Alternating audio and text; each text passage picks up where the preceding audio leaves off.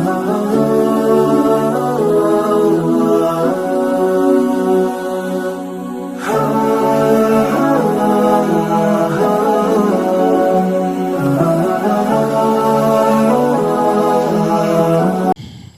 عليكم ورحمة الله وبركاته.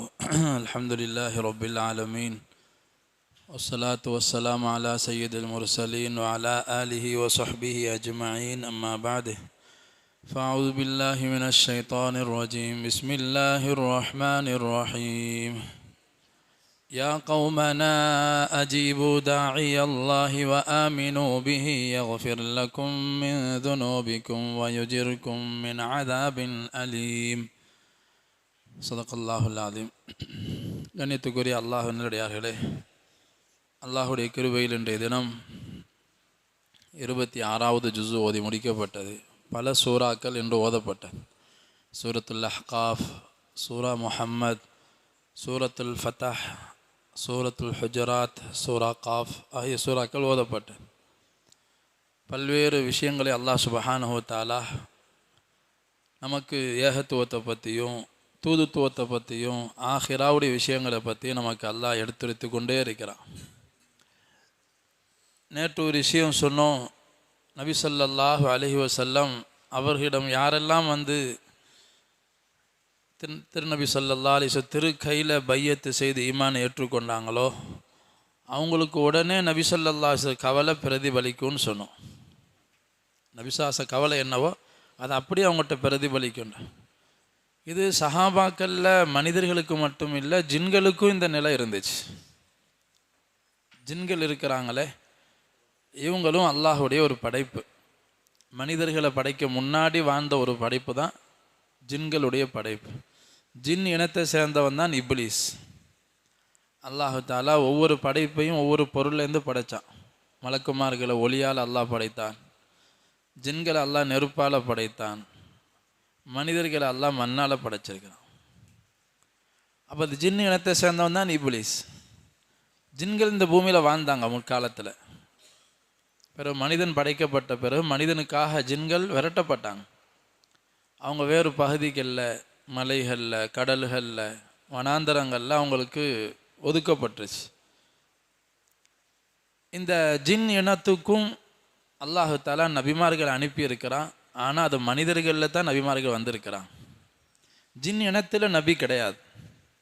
குறிப்பாக நபி ஸல்லல்லாஹு அலைஹி வஸல்லம் அவர்கள் முழு மனித சமுதாயத்துக்கும் அதே போல் ஜின் இனத்துக்கும் நபியாக இருக்கிறாங்க. அதனால் அல்லாஹ் இன்னைக்கு ஓதப்பட்ட சூரத்துல் அஹ்காஃபில் அல்லாஹ் சொன்னால், நபி ஸல்லல்லாஹு அலைஹி வஸல்லம் அவங்க நபி ஆக்கப்பட்ட ஆரம்ப காலத்தில் ஜின்களுடைய ஒரு ஜமாத், அதை நபி ஸல்லல்லாஹு அலைஹி வஸல்லம் பக்கம் அல்லாஹ் அனுப்பி வைக்கிறான். இந்த நிகழ்வு எப்படி நடக்குதுன்னு சொன்னால், ஜின்கள் எப்பொழுதும் வானம் வரைக்கும் போவாங்க. போய் அங்கே மலக்குமார்கள் பேசக்கூடிய விஷயங்களை ஒத்து கேட்பாங்க. பூமியில் வந்து ஜோசியக்காரங்கள்ட்ட, மனிதர்கிட்ட சொல்லுவாங்க. அந்த ஜோசியக்காரர்கள் பொய்யும் உண்மையும் கலந்து சொல்லுவாங்க. சில விஷயம் நடக்கும். அதை வைத்து மக்கள்லாம் என்ன செய்வாங்க, ஜோசியக்காரரை நம்பி அவரை வணங்குவாங்க. இப்போ இந்த விஷயத்துக்கு ஒரு முற்றுப்புள்ளி வைக்கப்பட்டுச்சு. என்னது? ஜின்கள் எல்லாம் வானத்துக்கு போகிறது தடுக்கப்படுது.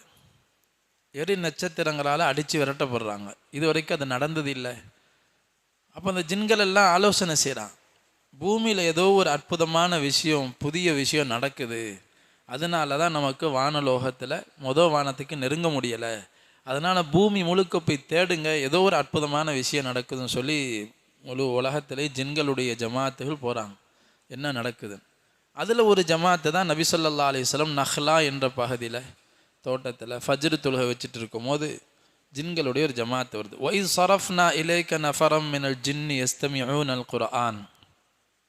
குர்ஆன் ஓதுவதை அந்த ஜின்கள் கேட்டு விட்டு அவங்க மற்ற ஜின்களுக்கு சொல்கிறாங்க, அன்சித்து, கொஞ்சம் அமைதியாக இருங்க, இங்கு ஓதப்படக்கூடிய இந்த விஷயம் இதுதான் ஏதோ ஒரு அற்புதமான விஷயமாக தெரியுது, புதிய விஷயமாக இருக்குது. இதுதான் நமக்கு வானத்திலேருந்து நம்ம ஒட்டு கேட்பதை தடுக்கக்கூடிய காரியம்னு சொல்லி நபி ஸல்லல்லாஹு அலைஹி வஸல்லம் ஓதி முடிக்கிற வரைக்கும், தொழுது முடிக்கிற வரைக்கும் உட்காந்து கேட்டாங்க. அல்லாஹுடைய வசனங்களை கேட்டு அந்த ஜின்கள் என்ன செய்தது, அந்த ஜின்களுக்கு இந்த கவலை வந்துருச்சு. அந்த ஜின்கள் ஈமானை ஏற்றுக்கொண்டாங்க. ஜின்கள்லையும் நல்லவர்கள் இருக்கிறாங்க, பாவிகள் இருக்கிறாங்க, முஸ்லீம்கள் இருக்கிறாங்க, அல்லாஹ்வை நிராகரிக்கிறவங்க இருக்கிறாங்க. அந்த எண்ணத்தில் உள்ள இப்லீஸு அந்த அல்லாஹ்வை நிராகரிக்கக்கூடியவர்களுக்கெல்லாம் தலைவன் அவன் தான். ஷைத்தான்களுக்கு தலைவன் சொல்கிறான். அல்லாஹ்வை நிராகரிக்கக்கூடிய எல்லா ஜின்களும் ஷைத்தான்கள். அல்லாஹ்வை வழிபடக்கூடிய முஸ்லிமான ஜின்களும் நல்லவர்களும் இருக்கிறாங்க. அதில் சஹாபாக்கள் இருக்கிறாங்க ஜின்களில். இப்போ இந்த ஜின்கள் தங்களுடைய சமுதாயத்திட்ட போய் தாவத் கொடுக்குது. யா கௌமனா அஜீபு தாஇ அல்லாஹ்.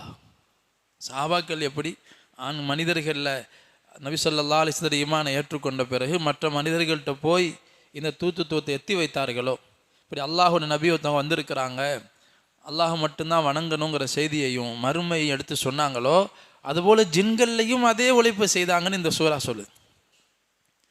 அல்லாஹ்வினுடைய அழைப்பாளராகிய முஹம்மது ஸல்லல்லாஹு அலைஹி வஸல்லம் அழைப்புக்கு பதில் சொல்லுங்க ஜின்களே. வ ஆமினூ பிஹி, அவரை ஈமான் கொள்ளுங்க. யக்ஃபிர் லக்கும் மின் துனூபிக்கும், அந்த நபியை நீங்கள் ஈமான் கொண்டால் உங்கள் பாவங்களை அல்லாஹ் மன்னிப்பான். வ யுஜிர்கும் மின் அதாபின் அலீம், வேதனை தரக்கூடிய நோவினை தரக்கூடிய வேதனையிலிருந்து அல்லாஹ் உங்களை காப்பாற்றுவான், நரகத்துலேயும் பாதுகாப்பு கிடைக்கும், இந்த நபியை நீங்கள் ஏற்றுக்கிடுங்கன்னு சொல்லி அந்த ஜின்கள் என்ன செய்துங்க, அது போய் மற்ற ஜின்களுக்கு அழைப்பு கொடுக்கும். ஜின்னு சூறான்னு சொல்லி தபாரக்கல்லையில் அல்லாஹ் ஒரு சூறாவே இறக்கியிருக்கிறான். ஒரு காலத்தில் அரபுகள்லாம் என்ன செய்வாங்க சொன்னால், பிரயாணம் செஞ்சு தூரமான இடங்களுக்கு போகும்போது வனாந்தரங்களில் காடுகளில் இரவு நேரம் வந்துட்டால் கூடாரம் அடித்து டெண்டு போட்டு தங்குவாங்க.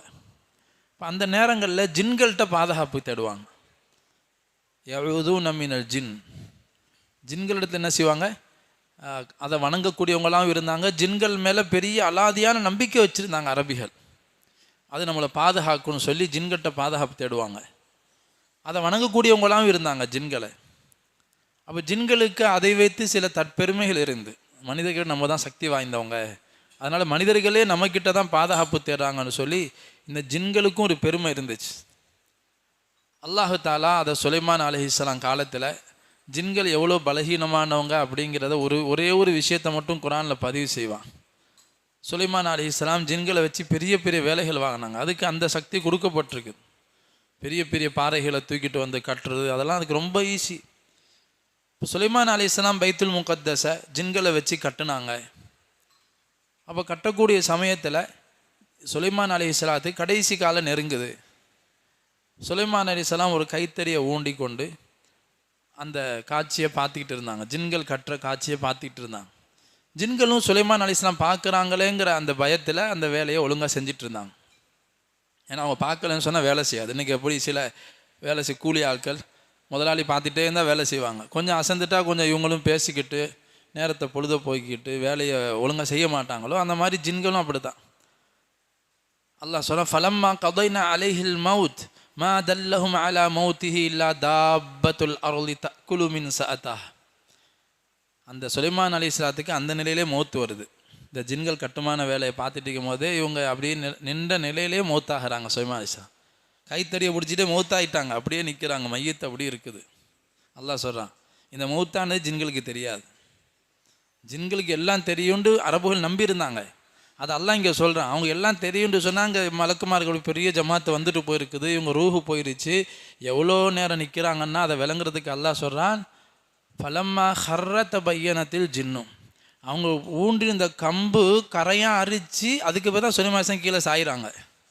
அப்போ தான் ஜின்களுக்கே தெரிஞ்சிச்சான், அதே இவர் மௌத்தாப்போ எவ்வளோ காலமாச்சு, எவ்வளோ நாளாச்சு. ஃபலம்மா ஹர்ர, அவங்க விழுந்த பொழுது தான் தபையனத்தில் ஜின்னும், இந்த மாதிரி நம்ம முன்னாடியே தெரியாமல் போயிடுச்சே அப்படின்னு ஜின்கள் வருத்தப்பட்டுச்சுன்னு அல்லாஹ் சொல்லுவான்.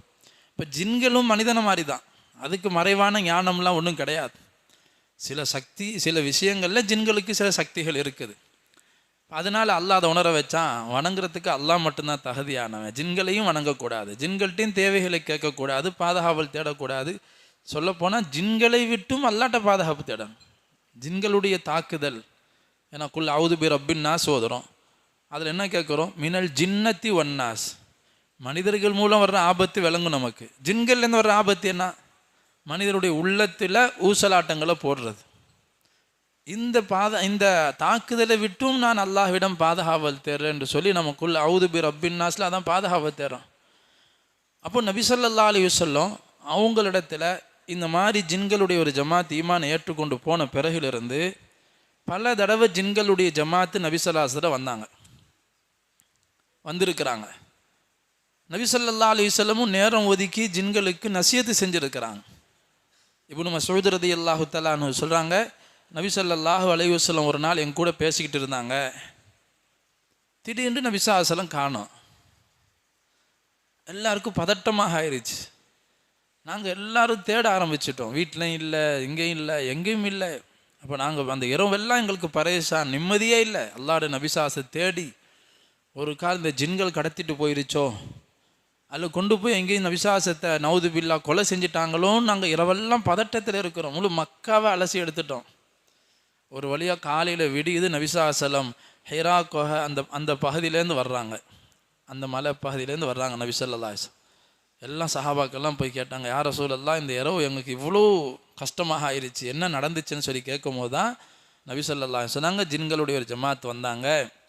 அவங்களுக்கு இந்த மாதிரி விஷயங்கள் பேச வேண்டியது இருந்துச்சு, ஈமானுடைய விஷயங்களை பேசிட்டு வரேன்னு சொல்லி சில அடையாளங்களெல்லாம் நபி ஸல்லல்லாஹு அலைஹி வஸல்லம் காட்டினாங்க. அது இரவுல குளிர் காயறதுக்காக நெருப்பு மூட்டி இருந்து அந்த இடங்களில் நெருப்பு பற்றி கடந்தது, அவங்களுடைய பாத்திரங்கள் இதெல்லாம் காட்டி இந்த இடத்துல தான் நடந்துச்சுங்கிறதையும் நபி ஸல்லல்லாஹு அலைஹி வஸல்லம் எங்களுக்கு காட்டுனாங்க அப்படின்னு சொல்லுவாங்க.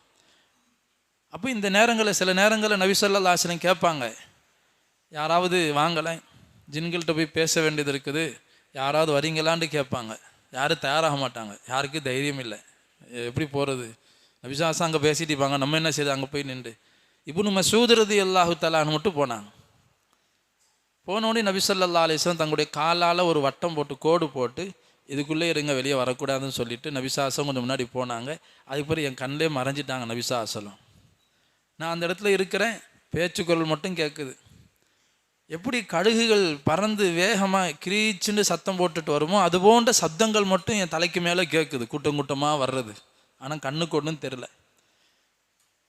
அப்போது நபி ஸல்லல்லாஹு அலைஹி வஸல்லம் சொன்னாங்க, ஜின்கள் விஷயமாக அதுக்கான உணவு கேட்ட இடத்துல ஜின்கள் வந்துச்சு, உணவுக்கு ஏற்பாடு செய்யுங்கன்னு சொல்லி ஜின்கள் கேட்டுச்சு.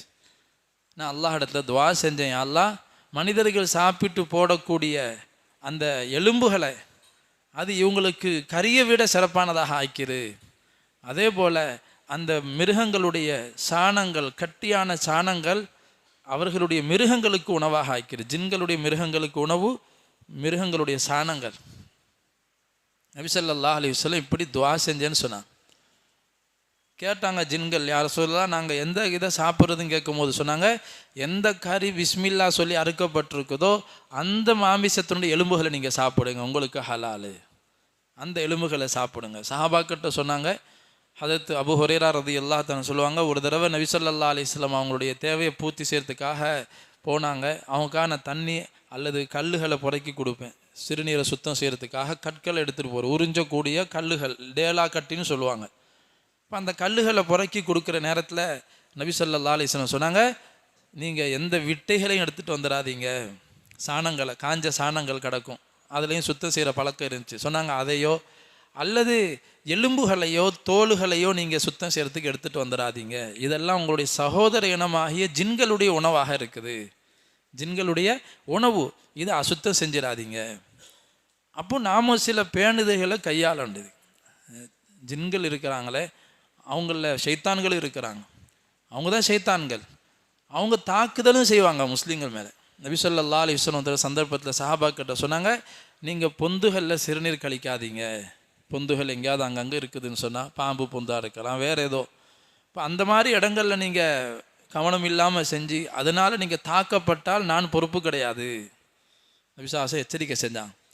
சில நேரங்களில் பேணுதல் குறைவாக நம்ம அங்கங்கே கண்ட மாதிரி நம்ம சில விஷயங்களை செஞ்சிடும். குறிப்பாக பெண்கள் அவங்க சுத்தம் இல்லாத காலங்களில், இரவு நேரங்களில் வெளியில் போகிறது, இந்த மாதிரி விஷயங்கள்லாம் பேணுதலை கையாளணும். இதனால சில தாக்குதல்கள் ஜின்னால் ஏற்பட்டு பெரிய பாதிப்புகள் ஏற்படும்.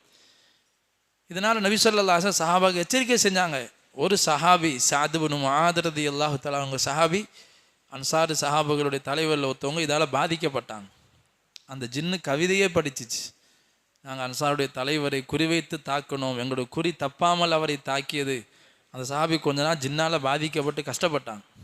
இந்த மாதிரி ஒரு சின்ன ஒரு பேணுதல் குறைவு, அதாவது சிறுநீர் கழிக்கிற விஷயத்தில் சின்ன ஒரு சருகுதல் ஏற்பட்டுச்சு. ஆக இந்த மாதிரி பல்வேறு விஷயங்கள் ஹதரத் உமர் ரலியல்லாஹு தஆலா அன்ஹு அவங்கள பற்றி அவங்களுடைய மகன் அப்துல்லாஹ் இப்னு உமர் ரலியல்லாஹு சொல்கிறாங்க, என்னுடைய வாப்பா உமர் ரலியல்லாஹு தான் இருக்கிறாங்களே, அவங்க ஏதாவது ஒரு விஷயத்தை கணிச்சு சொன்னாங்கன்னா அது கரெக்டாக இருக்கும். ஏதாச்சும் ஒரு விஷயத்தை கணிச்சு சொல்லுவாங்க, இதாப்பா இருக்கும் இது அப்படின்னு ஒரு விஷயத்த சொல்லுவாங்க. கடைசியில் பார்த்தா அது கரெக்டாக அதுவாகத்தான் இருக்கும். அந்த மாதிரி ஒரு செய்தி என்னென்று சொன்னால், இது சம்பந்தமாக அவங்க ஈமானை ஏற்றுக்கொள்ள முன்னாடி உள்ள ஒரு செய்தியை உமர் ரலியல்லாஹு தஆலா சொல்லி காட்டுறாங்க. இப்போ நாங்கள் நபி ஸல்லல்லாஹு அலைஹி வஸல்லம் இஸ்லாம்லாம் ஏற்றுக்கொண்ட பிறகு சஹாபாக்களாக இருக்கும் போது உமர் ரலியல்லாஹு தஆலா அன்ஹு அவங்களோட மஜ்லிஸில் உட்கார்ந்துருக்கிறோம். ஒரு அழகான மனிதர் கடந்து போனார். இப்போ உமர் ரலியல்லாஹு தஆலா அவரை பார்த்து சொன்னாங்க, இவர் ஒன்று இன்னும் இஸ்லாத்தை ஏற்றுக்கொள்ளாத அறியாமை காலத்தில் உள்ள மனிதராக இருக்கணும், அல்லது இவர் முஸ்லீமாக ஆகியிருந்தாலும் இவர் இஸ்லாத்துக்கு முன்னாடி இவர் அறியாமை காலத்தை ஜோசியம் பார்க்குற மனிதராக இருந்திருப்பாருன்னு நினைக்கிறேன். அவரை பார்த்தா அப்படி தான் தெரியுது அப்படின்னு உமர் ரலியல்லாஹு கணிச்சாங்க. கணிச்சதோடு விடலை, அவரை கூப்பிடுங்க கேட்டுருவோன்று சொல்லி அந்த ஆளை கூப்பிட்டாங்க. அந்த மனிதர் வந்தார். சொன்னாங்க, நீ இன்னும் அறியாமை காலத்துள்ள மனிதராக தானே இருக்கிறீங்க அப்படின்னு எடுத்தோன்னுமே கேள்வியை கேட்டுவிட்டாங்க. அவர் சொன்னார், இன்றைக்கி தான் ஒரு முஸ்லீமை இவ்வளோ மோசமாக வரவேற்கப்படுறதே நான் பார்க்குறேன். இன்றைக்கி தான் ஒரு முஸ்லீம் இவ்வளோ மோசமான முறையில் வரவேற்கப்படுவாரா அப்படின்னு அவர் சொன்னார். உமர் சொன்னாங்க, இல்லைப்பா, எனக்கு ஒரு விஷயம் உன்னை பற்றி தோணுது, அதை நான் தெரிஞ்சுக்கலான்னு கேட்குறேன், நீ யார் சொல்லு அப்படின்னா. அப்போ அவர் முஸ்லீம்ங்கிறது தெரிஞ்சு போயிடுச்சு. பிறகு அவர்கிட்ட கேட்டாங்க, நீ இஸ்லாத்துக்கு முன்னாடி நீ என்னவா இருந்தான்னு எனக்கு சொல்லி ஆகணும், இப்போ சொல்லு அப்படின்னாங்க. அப்போ அவர் விஷயத்த சொன்னார். ஆமாம், நான் ஜோசியம் பார்க்கக்கூடியவனாக இருந்தேன்னு சொன்னார். அப்போ கேட்டாங்க ஹஜ்ரத் உமர் ரலியல்லாஹு தஆலா அன்ஹு, உன்னிடத்துல அந்த பெண்ணு ஜின்னு என்ன பேசுனுச்சு இப்போ சொல்லு அப்படின்னா. பெண்ணு ஜின்னு உன்னிடத்துல என்ன பேசுனுச்சு சொல்லு என்பதாக. அப்போ தான் அவர் இது விஷயத்த சொல்கிறார். வானலோகத்தில் உள்ள அந்த விஷயம், மலக்குகளுடைய அந்த ஜின்களுடைய ஜமாத்துகள் முதல் வானம் வரைக்கும் போகும்போது வானத்தில் ஏதோ தடுக்கப்படுது, எரி நட்சத்திரங்களால் அடித்து விரட்டப்படுறாங்க, இதை பற்றி என்னாண்டி தெரியலையென்று சொல்லி அந்த பெண்ணு ஜின்னு என்கிட்ட பேசுனுச்சு, அங்கே விரட்டப்படுறோம் வானத்திலிருந்து, என்ன நிகழ்வு நடந்துச்சுன்னு தெரியலை. ஏன்னா அந்த இஸ்லாம் அந்த ஜின்கள் ஈமான் ஏற்றுக்கொள்ள சந்தர்ப்பத்தில் ஒரு செய்தியை உமர் ரலியல்லாஹு தஆலா முன்னாடி இந்த சஹாபி சொல்லி காட்டுறார். பிறகு உமர் ரலியல்லாஹு தஆலா அன்ஹு சொன்னாங்க, நானும் மக்காவில் காபாவில் ஒரு சிலைக்கு அருகாமையில் படுத்து கிடந்தேன். அறியாமை காலத்தில் ஈமான்லாம் ஏற்க முன்னாடி நபியாக வர்றதுக்கு முன்னாடி உள்ள செய்தியை சொல்கிறாங்க. நான் அங்கே படுத்து கிடக்கிறேன். ஒருத்தர் காளமாட்டை கொண்டு வந்து அந்த சிலைக்கு பக்கத்தில் என்ன செய்கிறாரு, அதை பலி கொடுக்குறாரு. அப்போ அந்த நேரத்தில் ஒரு அசரீரி சத்தத்தை நான் கேட்டேன். அசரீரி சத்தம் கேட்குது, சொல்லுது, இந்த மாதிரி மடையர்களே, சக்தி இழந்தவர்களே, ஏமாளிகளே, இப்போ ஒரு பெரிய பேச்சாளர் வருவார், இன்னைக்கு ஒரு காலம் வரும், பேச்சாளர் வருவார், அவர் சொல்லுவார், வணங்குவதற்கு தகுதியானவன் அல்லாஹ் மட்டும்தான், லா இலாஹ இல்லல்லான்னு சொல்லி அழைப்பு கொடுக்கக்கூடிய ஒரு மனிதர் வருவார்னு சொன்னோன்னு எல்லாரும் திகில் அடைஞ்சிட்டோம். யார் அது? குரல் கேட்குற திசையை பார்க்குற ஒருத்தரையும் காணும், சத்தம் மட்டும் கேட்குது. திருப்பி அந்த சத்தம் இன்னும் சத்தமாக வருது. அந்த போல ஒரு பெரிய சத்தத்தை நான் கேட்டதே கிடையாது என்பதாக உமர் ரலியல்லாஹு தான் சொல்லிட்டு சொல்கிறாங்க. அப்போவே எனக்கு லேசாக இந்த செய்தி தெரிய ஆரம்பிச்சிருச்சு, நபிசாசம் வரத்துக்கு முன்னாடியே இந்த செய்தி. பிறகுதான் நபிசாசம் இப்படி வந்துட்டாங்கிற செய்தியெல்லாம் எனக்கு தெரிவிக்கப்படுது என்பதாக உமர் ரலியல்லாஹு தஆலா இந்த விஷயத்தை சொல்கிறாங்க. ஆக அல்லாஹ் சுப்ஹானஹு வ தஆலா நுபுவத்துக்கு முன்னாடியே இதுக்கான சில ஏற்பாடுகளை செஞ்சுட்டான். அதுக்கு தான் சொல்லுவாங்க, ஹஜ்ரத் உமர் ரலியல்லாஹு தஆலானுக்கு நுபுவத்து நபிசாச நபியாக வரத்துக்கு முன்னாடியே சின்ன சின்ன தகவல்களை அல்லாஹ் உள்ளத்தில் போட்டுட்டான். உள்ளத்திலேயே அந்த ஈமானுடைய விஷயங்கள் வந்துருச்சு. ஆனால் உறுதியாகாமல் இருந்துச்சு. நபிசாச நுபுவத்துக்கு பிறகு தான் அந்த பல சூழ்நிலைகளுக்கு பிறகு அல்லாஹ் அவங்க ஹிதாயத்தை கொடுத்தான். ஆக சொல்ல வர விஷயம் என்னன்னு சொன்னால், அல்லாஹ் சுப்ஹானஹு வ தஆலா நபி ஸல்லல்லாஹு அலைஹி வஸல்லமுக்கு மிகப்பெரிய பொறுப்பை கொடுத்து அனுப்புனான். அவங்க மனிதர்களை மட்டும் தர்பியத் செய்யலை, ஜின்களையும் தர்பியத் செஞ்சாங்க. ஜின்களும் கூட குர்ஆனுடைய வசனங்களை கேட்டாக்கா அந்த ஆயத்துகளுக்கெல்லாம் பதில் சொல்லுதுன்னாங்க. குறிப்பாக அர் ரஹ்மான் சூராவில் அல்லாஹ் தஆலா ஒவ்வொரு பாக்கியமாக சொல்லி காட்டி ஜின்களையும் மனிதர்களையும் கூப்பிட்டு அல்லாஹ் கேள்வி கேட்பான். ஃபபி ஐய ஆலாஇ ரப்பிக்குமா துகذிபான், அல்லாஹ் உங்களுக்கு கொடுத்த பாக்கியங்களில் எந்த பாக்கியத்தை நீங்கள் மறுக்கிறீங்க? அல்லாஹ் உங்களுக்கு பாக்கியம் செய்யலையா, இதை நீங்கள் மறுக்கிறீங்களான்னு கேட்கும்போது, ஜின்களே மனிதர்களே இரு சாராரும் எதை மறுக்கிறீர்கள் அப்படின்னு ஒவ்வொரு துனியாவுடைய பாக்கியம், உலகத்தில் அல்லாஹ் தந்திருக்கிற ஒவ்வொரு பாக்கியமாக சொல்லி காட்டி, மறுமையில் உள்ள நிகழ்வை சொல்லி காட்டி, சொர்க்க நரகத்தை கேட்டு ஒவ்வொரு ஆயத்துக்கு இடையிலையும் 20-30 தடவை இதை கேட்குறான்ல. ஃபபி ஐய ஆலாஇ ரப்பிக்குமா துகذிபான், எதை நீங்கள் பொய்ப்படுத்துறீங்க? நபி ஸல்லல்லாஹு அலைஹி சொன்னாங்க, நீங்கள்லாம் இந்த ஆயத்தை கேட்டால் பேசாமல் இருக்கிறீங்க. சஹாபா கிட்ட சொன்னாங்க, நீங்களாம் பேசாமல் இருக்கிறீங்க, அல்லாஹ் கேட்குறான். ஆனால் உங்களுடைய சகோதர இனமாகிய ஜின்கள் என்ன தெரியுமா செய்து, லானு கதிபு ஷைஅன் யா ரப், ரப்பே நாங்கள் எதையும் மறுக்கலையா அல்லாஹ், நீ சொன்னதை எல்லாத்தையும் நாங்கள் ஏற்றுக்கிறோம், நீ கொடுத்த பாக்கியங்கள் எல்லாம் நீ கொடுத்தது தான், இதெல்லாம் நீ எங்களுக்கு செஞ்ச உபகாரங்கிறத நாங்கள் ஏற்றுக்கொள்கிறோம்னு சொல்லி என்ன செய்து அதனால் அல்லாஹ் குர்ஆனில் சில இடங்களில் ஜின்களையும் கூப்பிட்டு பேசுவோம். யா மஅஷரல் ஜின்னி வல் இன்ஸ், மனிதர்களே ஜின்களே, ரெண்டு சாராரையும் கூப்பிட்டு தான் குர்ஆன் பேசும். இந்த குர்ஆன் தான் ஜின்களுக்கும் குர்ஆன், தனி வேதம் ஜின்களுக்கு கிடையாது. வமா ஹலக்குத்துல் ஜின்ன வல் இன்ஸ இல்லா லியஅபுதுன், ஜின்னையும் மனிதர்களையும் நான் படைத்தது என்னை வணங்குவதற்கு தான், நான் யாருண்டுங்கிறத விளங்கத்தான் அறிவை கொடுத்துருக்குறோம் ஜின்களுக்கும் மனிதர்களுக்கும். ஆக அல்லாஹ் சுப்ஹானஹு வ தஆலா அப்படி ஒரு இனத்தை படைச்சி, அப்படி ஒரு இனத்துக்கு அல்லாஹ் இப்படியான கட்டளைகளை மனிதர்களுக்கு எப்படி இருக்கோ அது எல்லா கட்டளையும் ஜின்களுக்கு இருக்குது. சின்ன சின்ன விஷயங்கள்லாம் வித்தியாசம். மனிதர்களை அல்லாஹ் கண்ணியப்படுத்தின அளவுக்கு ஜின்கள் அல்லாஹ் செய்யலை. வலக்கது கர்ரம்னா பனி ஆதம், ஆதமுடைய மக்களை நாம் சங்கையாக்கி வைத்திருக்கிறோம். சாப்பாட்டிலையும் உடையிலையும் வாகனங்கள்லையும் இருப்பிடங்கள் எல்லாத்துலேயுமே அல்லாஹ் சங்கையாக்கி வச்சிருக்கிறான். அல்லாஹ் கண்ணியமான படைப்பாக வச்சிருக்கிறான். இதில் ஜின்களை விட கண்ணியமான படைப்பு மனித படைப்பு தான். சாப்பாட்டில் கூட பாருங்கள், நம்ம சாப்பிட்டு போடுற கறி தான் அதுக்கு உணவே, நம்ம சாப்பிட்டு போடுற எலும்பு தான் அதில் உணவாக ஆகுது. ஆனால் மனிதர்களுக்கு அல்லாஹ் எப்படி கொடுக்குறான், எவ்வளோ கண்ணியமாக, எவ்வளோ ருசியாக, பல வகையில் சமைச்சு நம்ம சுத்தமாக சாப்பிட்றோம். ஆக இப்படி எல்லா வகையிலையும் அல்லாஹ் மனிதர்களை சிறப்பிச்சிருக்கிறதுனால நாம் அல்லாஹ்வுக்கு நன்றியுள்ள அடியார்களாக இருக்கணும். அதே மாதிரி அல்லாஹ் சுப்ஹானஹு வ தஆலா நபி ஸல்லல்லாஹு அலைஹி வஸல்லம் கொடுத்த வெற்றியை, மக்காலேருந்து நபி ஸல்லல்லாஹு அலைஹி வஸல்லம் ஹிஜ்ரு செஞ்சு மதீனாவுக்கு வந்துட்டாங்க. வந்தாலும் ஹிஜ்ரு செஞ்ச அந்த சஹாபாக்களுடைய உள்ளத்தில் மக்கா மேலே ஆர்வம் இருந்துக்கிட்டே இருந்துச்சு. இந்த மக்காவை அல்லாஹ் திருப்பி தரணுமே, அல்லாஹ் அங்கே திருப்பி வெற்றியாக்கி அந்த காபாவுக்கு போகணும், தவாஃப் செய்யணும், உம்ரா செய்யணும், ஹஜ்ஜி செய்யணும், இந்த தேட்டம் உள்ளத்தில் இருக்குது.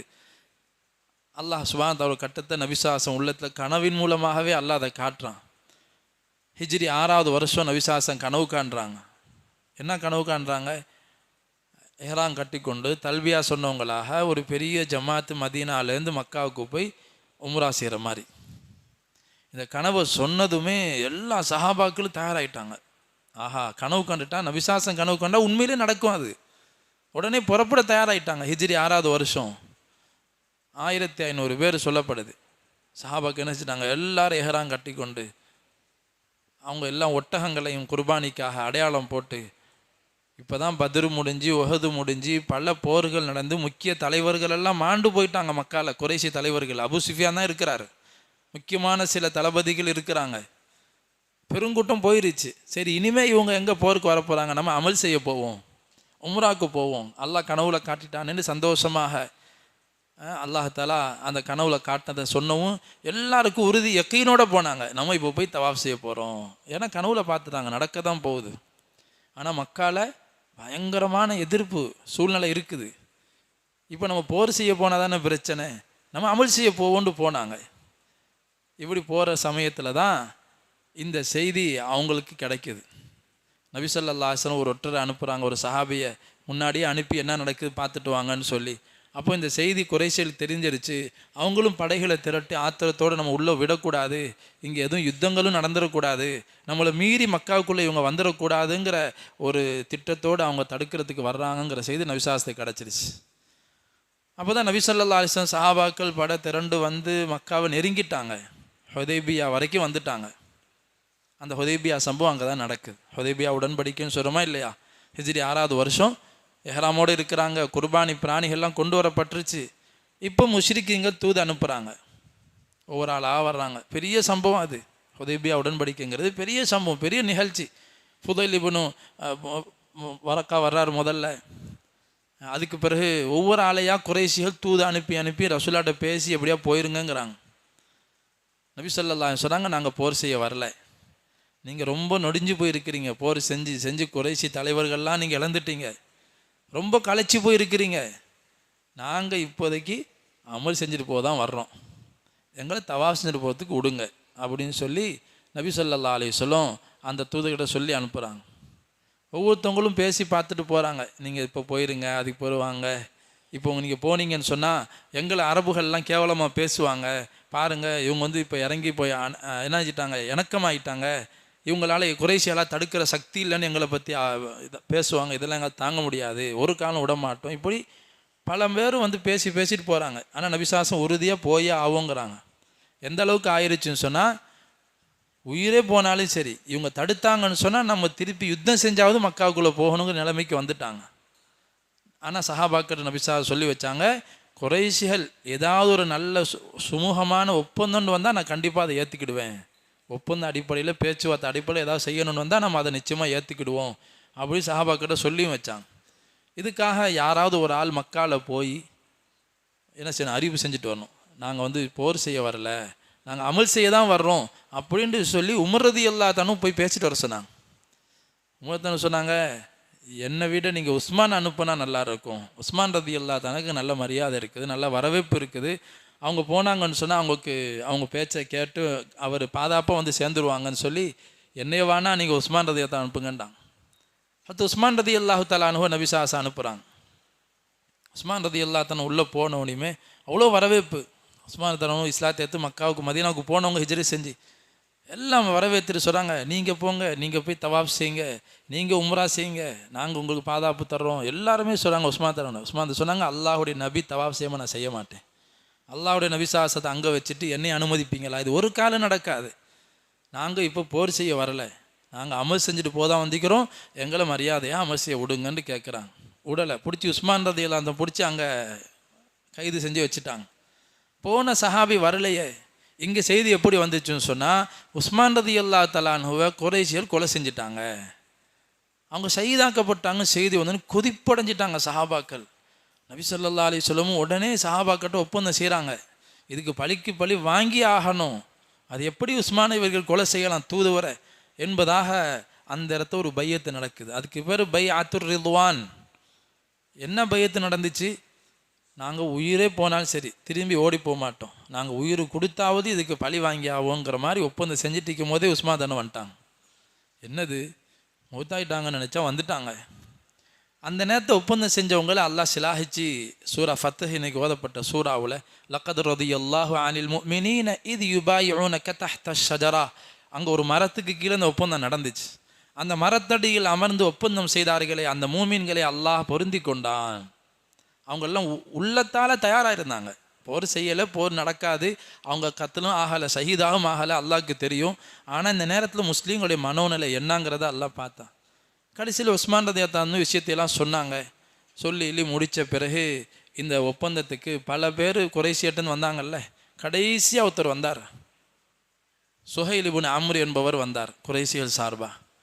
அவர் வரும்போது நபி ஸல்லல்லாஹு அலைஹி வஸல்லம் சொன்னாங்க, ஒவ்வொரு தூதர் வரும்போது நபிசாசம் முன்னறிப்பு செய்வாங்க, இவர் நல்லவர், இவர் வந்து இந்த குர்பானி ஆடுகளையும் நம்ம எஹ்ராமோடையும் தல்பியாகவும் சொல்லிட்டு இருந்தால் அதை ரொம்ப மரியாதை செய்வார், அதனால் குர்பானி பிராணிகளை முன்னாடி கொண்டு நிப்பாட்டுங்க, அடையாளம் போடப்பட்ட குர்பானி பிராணிகள் எஹ்ராமோட எல்லாம் தல்பியாக சொல்லிட்டுறீங்கன்னாங்க. அவர் வந்தவர் என்ன செஞ்சிட்டாரு, அதே மாதிரியே இவ்வளோ புனிதமானவங்க, இவ்வளோ அல்லாஹுடைய வீட்டை சங்கை செய்கிறதுக்காக வர்றவங்களை தடுக்கலாமா, இவங்களை தடுக்க முடியாதுன்னு சொல்லிட்டு குறைஷிட்ட போய் சொன்னார். அதுக்கு தான் சுஹைல் இப்னு அம்ர் வந்தார், நான் போய் பேசிட்டு வரேன், இவங்களை எப்படியா அனுப்பிடுறேன்னு சொல்லி. சுஹைல் வந்தவுனி தான் இங்கே என்ன ஆயிடுச்சு, நபிசா சொன்னாங்க உங்கள் காரியம் லேசாயிரும், சஹாபா கிட்ட சொன்னாங்க. சுஹைலுக்கு அர்த்தம் லேசாகுதல், பிரச்சனை லேசாகும் அப்படிங்கிற மாதிரி அர்த்தம் வந்தவுடனே நபிசா சொன்னாங்க, அந்த பேரை வச்சு சொன்னாங்க, இவர் வர்றாரு காரியம் லேசாயிரும் அப்படின்னா.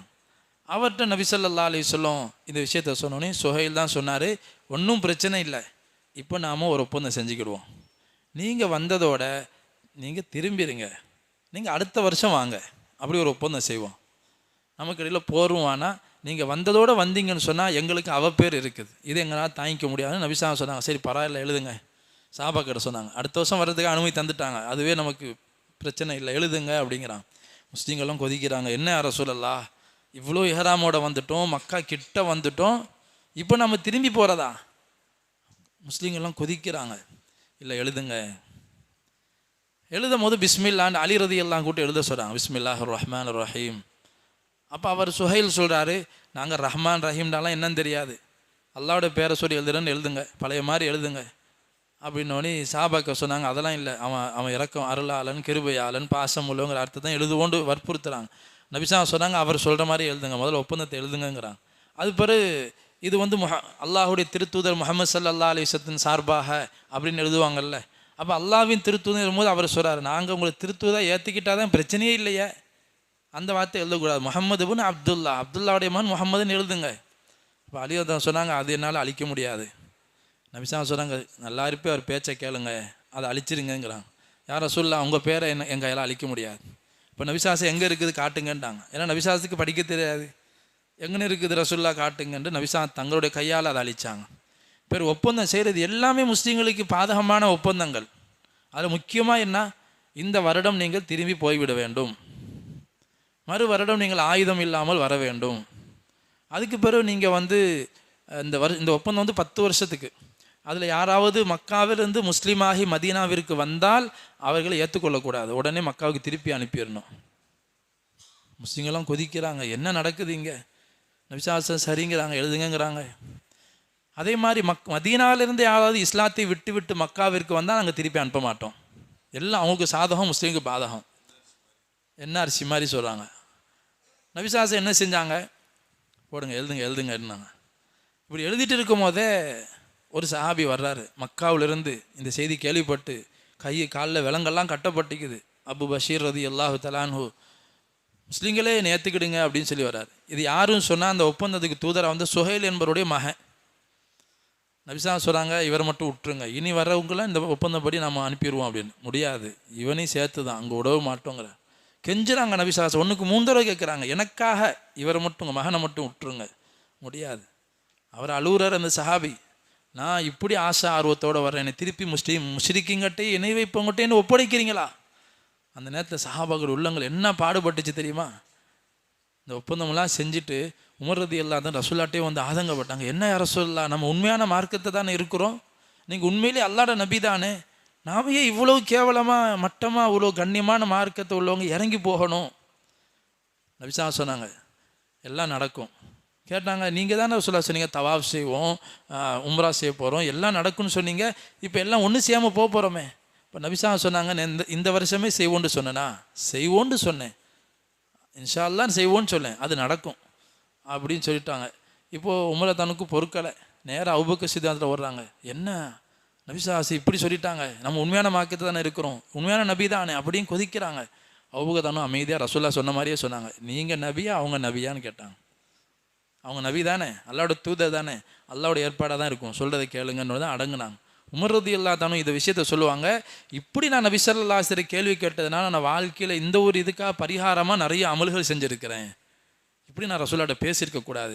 என்ன நடந்துச்சு, ஒப்பந்தம் செஞ்சு முடித்து திரும்புகிற நேரத்தில் அல்லாஹ் இப்போ தான் இந்த சூரா ஃபத்ஹ இறக்குறான். இன்னா ஃபதஹ்னா லக ஃபத்ஹம் முபீனா, நபியே உங்களுக்கு அப்பட்டமான வெற்றியை நாம் வழங்கி விட்டோம். இது என்ன வெற்றி? இவ்வளோ பாதகமான ரிப்போர்ட்டோடு போகிறோம், ஒப்பந்தத்தோடு திரும்புகிறோம், இது என்ன வெற்றி? இதுதான் வெற்றி, இதுதான் காரணமாக இருந்துச்சு மக்கா வெற்றிக்கு. இந்த ஒப்பந்தங்கள் எல்லாம் முஸ்லீம்கள் கடைபிடித்தார்கள், ஆனால் அவங்களால ஒரு வருஷம் கூட தாக்கு பிடிக்க முடியலை. சில மாதங்களில் அவங்களே அந்த ஒப்பந்தத்தை முறிச்சாங்க. அவங்க சாதாரணமாக உள்ள ஒப்பந்தம் தான், அதன்படி கூட அவங்களால நடக்க முடியலை.